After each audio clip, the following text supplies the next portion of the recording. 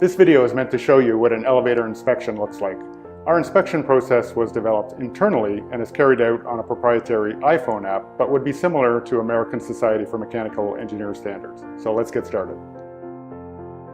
The elevator review always starts in the machine room. It's important for the inspector to understand that the equipment safety circuits have not been jumped or otherwise compromised before moving on to other parts of the elevator.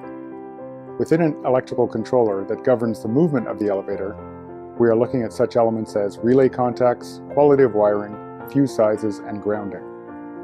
From there, we move on to rotating machinery that actually drives the elevator and look at bearings, oil leakage, condition of wire ropes, and the drive shafts. In many cases, we use a thermal camera to look for overheating circuit boards, brakes that are dragging, poor electrical commutation, and even fuses that are close to blowing. You can find more about that on our website. Most jurisdictions in North America have recently adopted the requirement for a Maintenance Control Program, or MCP. This means there should be a detailed logbook in the elevator machine room, and part of our work would be reviewing its completion. From the machine room, we would generally move on to the lobby and observe the elevator buttons and signal lights. If there's multiple elevators, we would be checking that the system is dispatching correctly.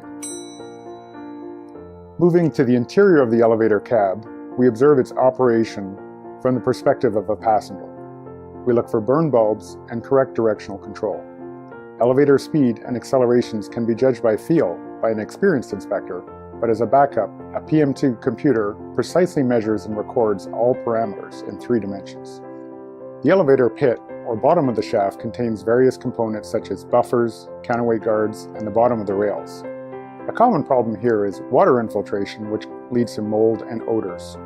From the top of the elevator, we can take control of it and move the cab through the hoistway, or shaft, observing the back of the landing doors, door operators, ropes, and other components.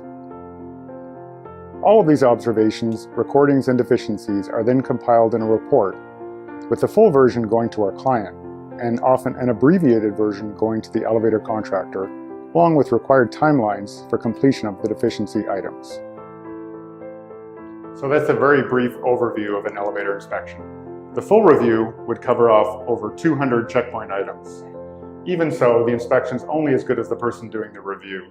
That's why we employ professional engineers and elevator mechanics with years of industry experience. Thanks for watching.